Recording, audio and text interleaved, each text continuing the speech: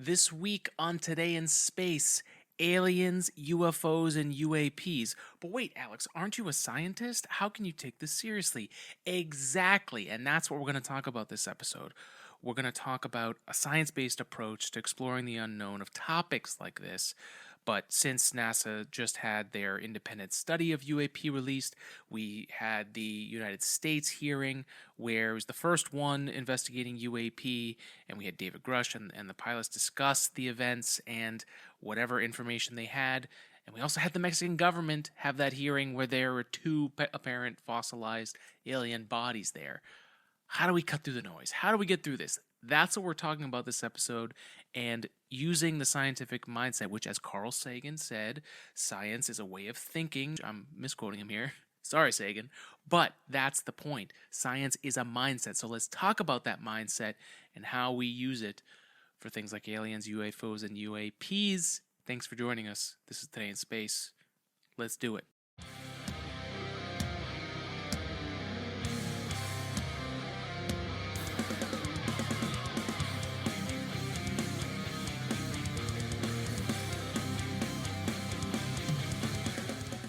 All right, so welcome to Today in Space. I am your space science podcast host from the East Coast, Alex Giorfanos.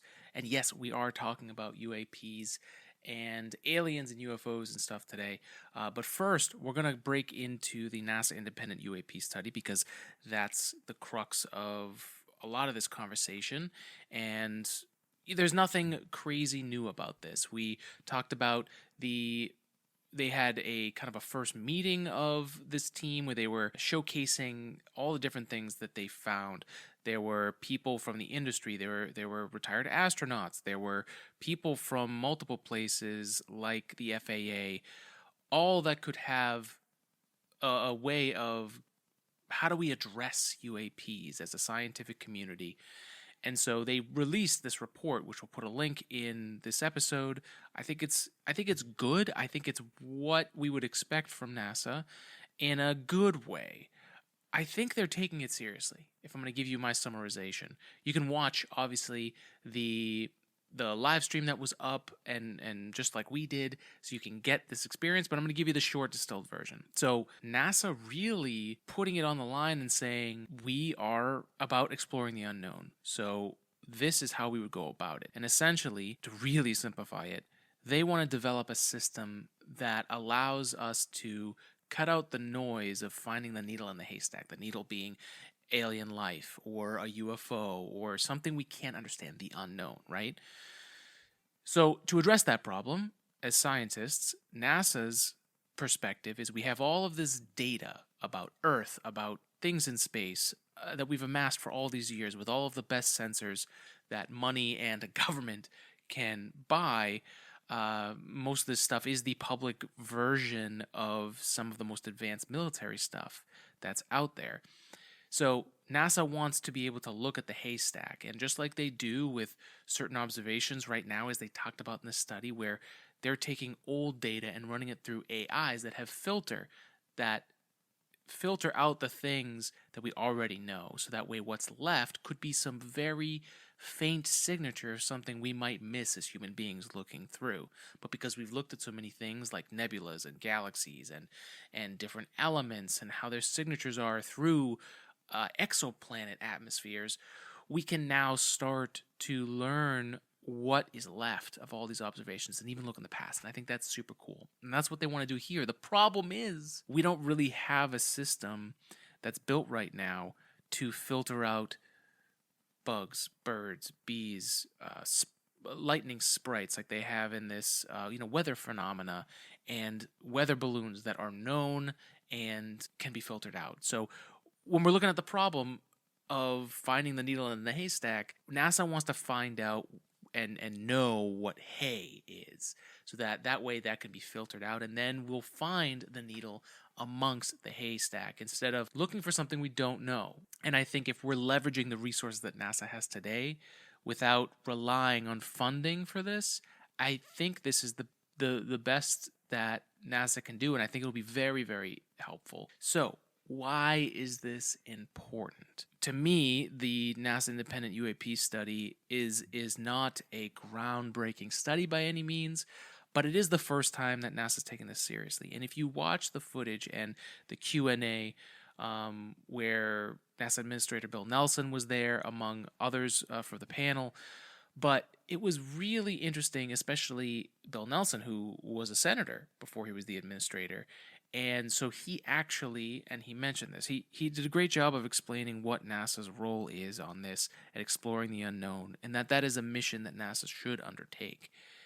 And from his perspective, as a senator that has seen classified information, some of that stuff like the Tic Tac UFO and others that are now released, he is saying that there's stuff that he's seen and that he's open to the exploration of it. And I think the administrator of NASA saying that, relating to UFOs and aliens and the stigma of all these years, is a huge, huge thing.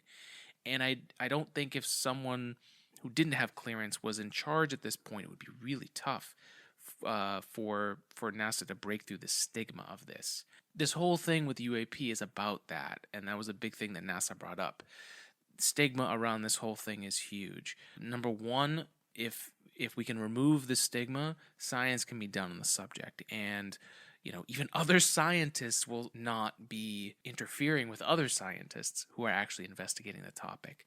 But we'll talk more about that later. Pilots and civilians who have experienced potential UAP and reporting, they'll actually be able to report it, and they won't be seen as crazy or lose their job or seen as mentally unfit. There are obviously a ton of folks with stories and accounts and even some footage, but that's the core of this problem and why I think NASA's solution makes sense, because there's just it's anecdotal data, and it doesn't have things like our phones, which will come in handy later in the episode here.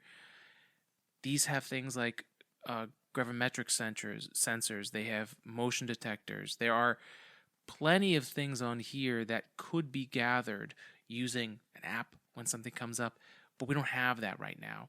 So all of the old data that we have, this UAP independent study is looking at all the stuff that's publicly available. Again, I don't know every story that they've looked at or included in here, but it is available if you want to go through it. NASA did provide all the source material.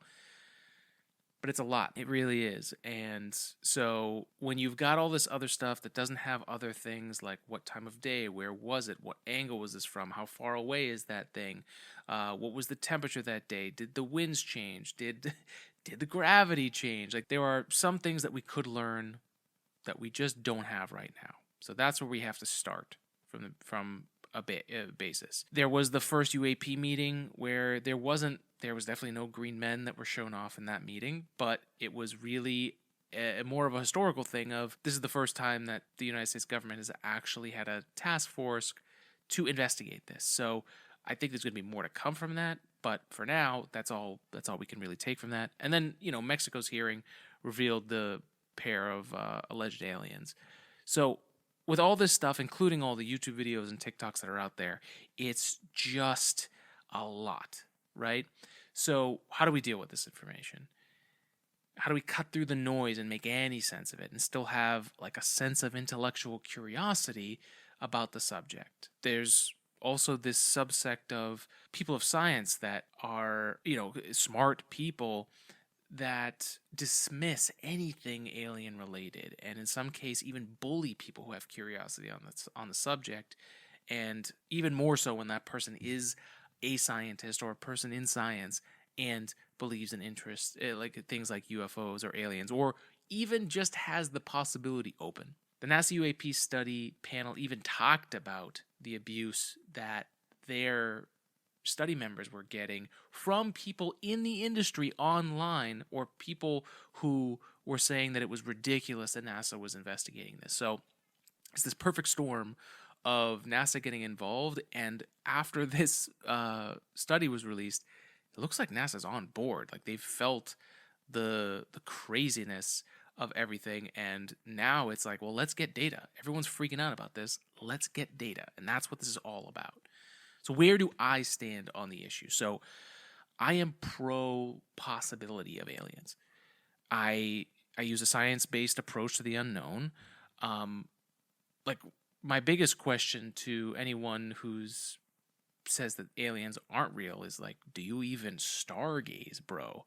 Because the universe is unfathomably large, and it's just intellectually dishonest, in my opinion, to say that we have any certainty about what is and isn't out there. We can't even understand infinity, but that's a whole other episode. I also have a telescope that I use on the regular now, and I stargaze whenever it's actually clear here in Massachusetts, which unfortunately is not that often, but I try and make sure that I get out there when I can. In less than a year of owning our Vespera telescope, which has helped us get outside and set up quickly, which means we can observe more things quickly. It does a lot of the processing of the images for us, so that we can just share about that. That's why we got it. But it had an effect on me that I really wasn't expecting. And after observing over 60 objects in the night sky in under a year, right? I haven't even had it a lot. When you're looking at the night sky on a regular basis, it's really hard to be certain about how much we actually know about the universe. And it's just an infinite well of stuff out there, and I will never be able to learn all of it, and I'm okay with that. That makes me curious. And obviously, you're just well aware of just how small and tiny you are when, we were looking at the Andromeda Galaxy. That is millions of light years away. It's shocking to think that there are people who believe that we know all of it. So I can tell you, as someone that's got a telescope out there looking at the sky, which really it was something that came in after Oumuamua, and we just didn't have enough data on the first interstellar object that we ever saw. That made me want to get a telescope and actually start looking at stuff, and have the possibility when comets and things come back and the weather in New England actually follows along with us. It's actually a really great time, and it's amazing, and I am absolutely addicted to astronomy now, and it's a problem, but that's okay. It is amazing. And so to me, the possibilities of alien life is never zero, even if we've observed everything in the universe. So I'm open to the possibility of aliens being found. My exploring the unknown hypothesis includes the assumption that aliens could be out there. So, and what I see from some intellectual people out there, and including some that are publicly communicating science, and I'm not going to say their names because that's not the point about this. There's like a lack of curiosity on the topic, and I get it. There's a lot of noise around it, but it made me really think about about a core fundamental aspect of my scientific moral, and one of those is that it's scientific to say that I don't know. And saying I don't know, but let's find out, is one of the most scientifically curious things that you can say. And to me, that is science. It's, I don't know, but let's figure it out. So it's become apparent to me over the years, and in working in STEM, that there is that dichotomy amongst people where some believe that scientists or science is a mass of scientific knowledge, and repeating things, knowing things about stuff, all the things that science has proven. And then there's folks who believe science is a scientific, it's like a process. It's a thinking process, a thought process. It's a mindset. For me, it's the process. So I'm not going to dismiss the people that are saying that aliens could be out there, especially in the case of Avi Loeb and people that are actually going out there after finding something that went into Earth, hit our atmosphere, went into the Pacific, and he made an experiment with his team. Drug a magnetic sled, pulled back these spherules, and got evidence that it was from another star system. So, I'm not going to dismiss his claim. If he's got a test and he's willing to get data and have something that could then be repeated in another lab somewhere else on the planet, I'm all game. I'm good. You got data, let's go. But there are people that, until he had his data, intellectual people were dismissive of what Avi was looking for, and a lot of that came from the stigma of aliens. So for me, science evolves, knowledge evolves, and we've had plenty of fundamental theories and laws over the years that have been rewritten or upended because we learned more, and that is the scientific process. That is science. As we learn more, our understanding expands. So I want a moral, a way of thinking that goes with that. And Carl Sagan used to say that science is a way of thinking, and to me, that's really what it's all about. And I think of his other famous saying, extraordinary claims require extraordinary evidence. And I hear a lot of science, science is a massive knowledge, folks saying that as a response to the things that have been happening in the UAP alien world, even with the Mexican aliens that were found, supposed aliens, it was just completely dismissive and not, I don't know, let's find out. I think the extraordinary claims require extraordinary evidence has been kind of misinterpreted, and I really wish Carl Sagan was here so that we can ask him about this and obviously to clarify his thoughts on everything that's going on right now. But extraordinary evidence should not be an excuse to ignore the possibility of aliens or anything. Evidence is evidence, and especially if it's done well and it's gathered well and the data is good, it doesn't have to be something wild in clarity or complexity. It just has to be good data. And that's what the IM-1 discovery is for Avi Loeb's team. It's evidence that whatever it was, maybe a comet, maybe an alien technology, whatever it was, it came from another solar system. So let's get back out there. Let's get the rest of it. Like that's where I stand on that. For the Tic Tac UFOs and the Mosul Sphere and others that was brought up in the US UAP task force, let's declassify everything that we can. I understand why some of that stuff can't be declassified. But let's make it easier and safe for the pilots that are reporting these things so that it can be reported, so we can understand them better, so we can categorize these things. It's definitely a threat to national security, at the very least, for these pilots who could be hitting these things or flying into these things.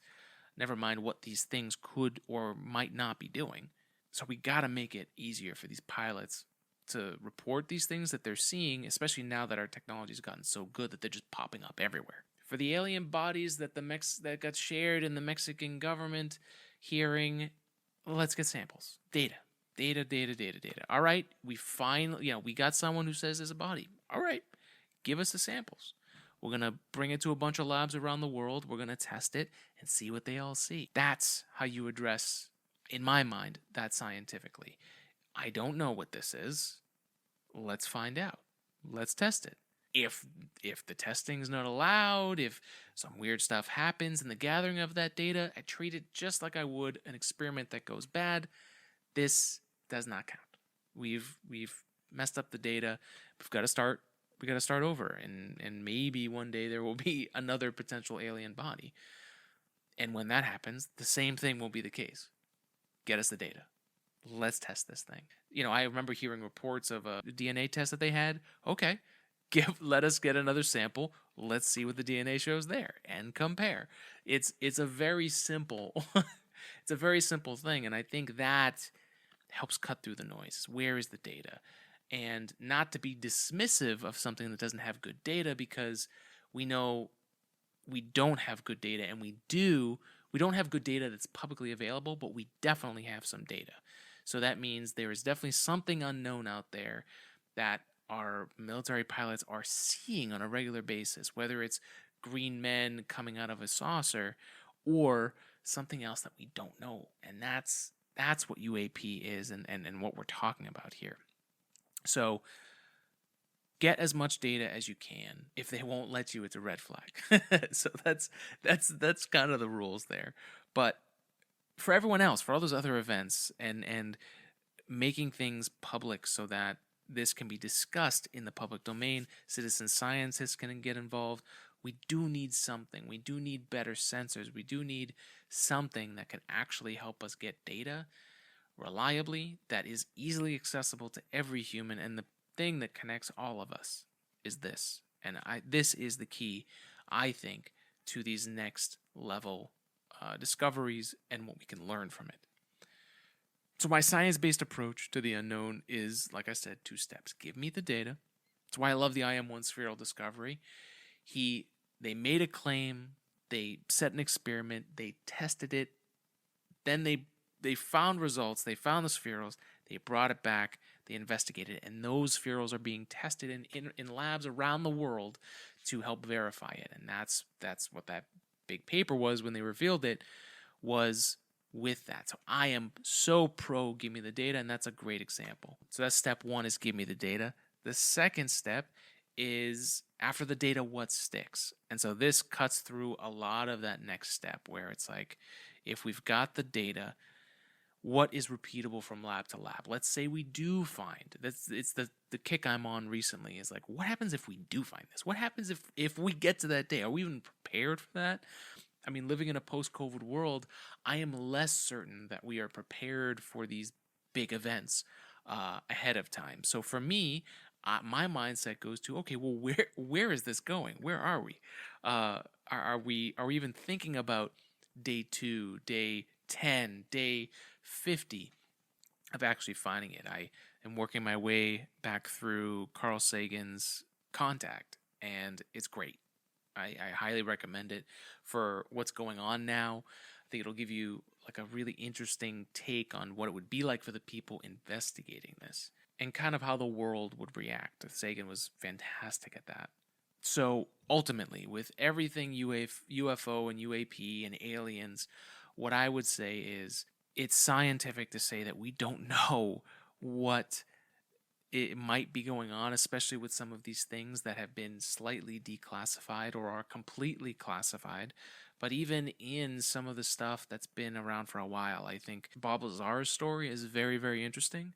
I want to reach out to George Knapp, who's been a reporter on this for many, many years, broke the Bob Lazar story. I think those people are very interesting to listen to. I mean, it may not be the scientific data that we're looking for, but it's interesting. It's very interesting stuff.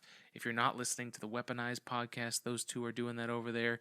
George Knapp and Jeremy Corbell. I think they're doing some interesting stuff. What's out there, what's been said over the many, it's more anthropology. It doesn't make it a non-data point. It just makes it harder to say anything scientific about it. I think the big missing piece here is the app, the thing that lets us all take video of the same event so that we can get data that allows us to do it, almost like the Tricorder, right? That's what this app needs to be. And whether it's just an app where you use just the sensors, or maybe you've got like an attachment that you slip into, maybe the USB-C port at some point, now that we seemingly are all going that way, we might be able to get something that attaches to these phones, allows us to get more data. So personally, I'm very excited for the future about all this stuff. I'm not pessimistic about it. I know there's a lot of junk out there. So I keep my filter up, keep the shields up with this science-based approach to the unknown, and keep probing, keep investigating. I'm really excited to see what happens with all this future stuff. It seems like there's a lot of momentum behind this, and I know that there's a lot more that we're going to learn. So that is my science-based approach to the unknown for UAP aliens and UFOs. I would love to know what you think in the comments. Hit us up, whether you're on YouTube, Spotify, on social media, Today in Space Pod on Instagram, Today in Space on TikTok, and Today in Space Pod on X or Twitter. I'm still getting used to that. But hit us up. Email us at todayinspacepodcast@gmail.com. Let us know what you think and your thought process. And whether or not, what are your thoughts? What do you think? Do you think aliens are real? Let us know what you think. And yes, I'm opening that door on the internet. So that's it, folks. Spread love and spread science. We'll be back for another episode of Today in Space very, very soon. Thanks for joining us. Spread love and spread science. Be well. See you next time.